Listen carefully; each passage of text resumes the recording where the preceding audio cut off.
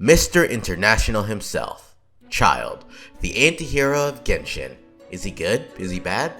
Morally and mentally? Is that even a word? Oh well, let's talk about Childe. So, Childe was the first premier Hydro main DPS released in Genshin.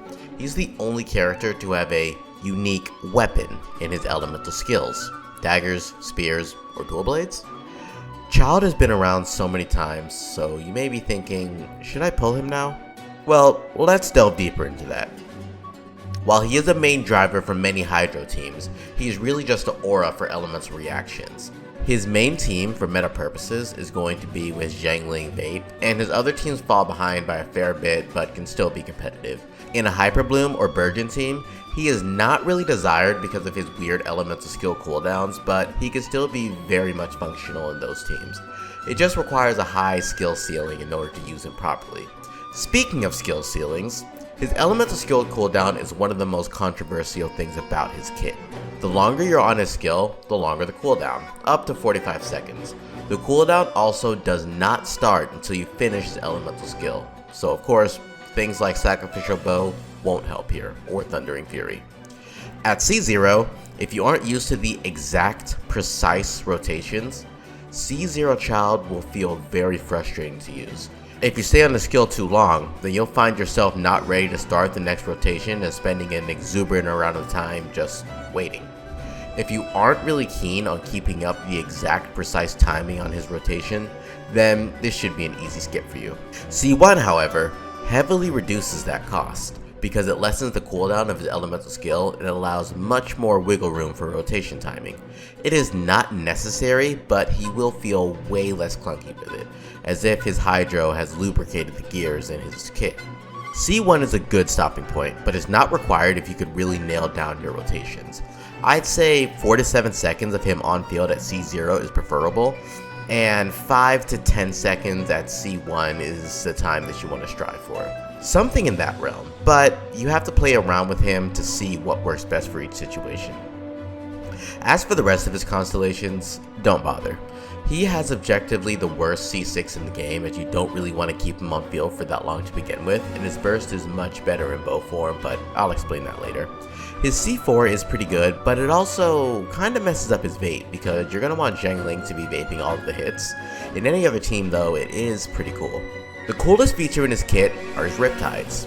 When he lands a crit, or a charge shot with his bow, he will mark the enemy with Riptide. Hitting them again will cause a ripple of Hydro to hit the enemies and any enemy around him. Against multiple enemies, his Hydro application is unparalleled. Generally, when you are applying Riptide, you want to swap between enemies that you're attacking to prop Riptide on each, as there is a cooldown to how often they will proc. It's generally just like the ICD of his Hydro application. When enemies are grouped together, he will really thrive. As for his elemental skill, he is the only character with 2 different bursts depending on which form he's in. If he's in his bow form, it will cost 40 energy, with very good multipliers, and in his other form, it'll cost 60 energy. Now, 90% of the time, you'll want to start combat with his elemental burst in his bow form. It's quick, applies Riptide, has a large range, and costs less energy. You would generally never want to use his stance mode elemental burst unless you want really big damage, but it's really not worth it. The motion values on it are much higher than his regular burst, and you will struggle to burst every rotation with it.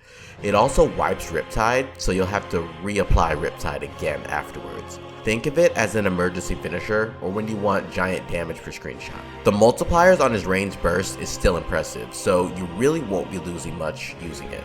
It's more seamless in rotations and requires no setup.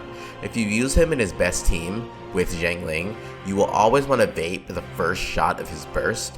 If you use the stance burst instead, you'll have to step back, activate a skill because it applies Hydro, then burst, and in that time, you could have already vaped Childe's first shot, and then got like 1 to 2 vapes off of Xiangling at the same time. As for his weapons, he has many options. He can really use every DPS bow, including the rest. The ranking of his weapons are Polar Star, Thundering Pulse is about as strong as Aqua Simulacra, and then Skyward Heart. The other 4-star bows are also decent on him, but he's the only character who can really make use of Viridet's Hunt quite well. I'd even use it over Amos in this case. So, back to the point. Is he worth it? Well, it depends. For me, I have C1. He is one of the more fun characters on my account to play. The Riptide slashes are super satisfying, and his playstyle is unique as his weapon has never been replicated in Genshin. He's very fun in the overworld, and he will always be meta because he's Hydro. But at C0, he requires a much steeper learning curve to use him properly. If you're up for that learning curve, then yes, you should get him, but if not, you will find him frustrating to play. There are units like Ayato, Yelan, and Xingqiu who technically do his job already, and they're all comparable in power. Well, Yelan is obviously the strongest here. The thing that makes Childe unique is his Riptide. He gets stronger with the more enemies that are around him, and even against single target bosses, his Hydro application is enough to get the job done. Now, don't get me wrong, I'm very happy with C1 Childe, but with more and more Hydro characters being released, he is a tad bit outdated. His elemental skill is not as seamless as other Hydro DPS units nowadays, and I'm sure that the gap will continue to rise as more and more characters get released. He will never truly fall behind, but it's just something to consider.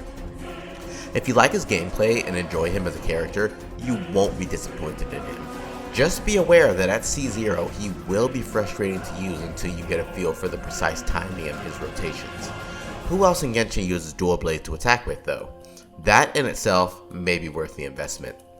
If you want to see Childe versus Ayato in a more unique way, check out this video here. Best of luck to everyone pulling. Until next time, Enigma out.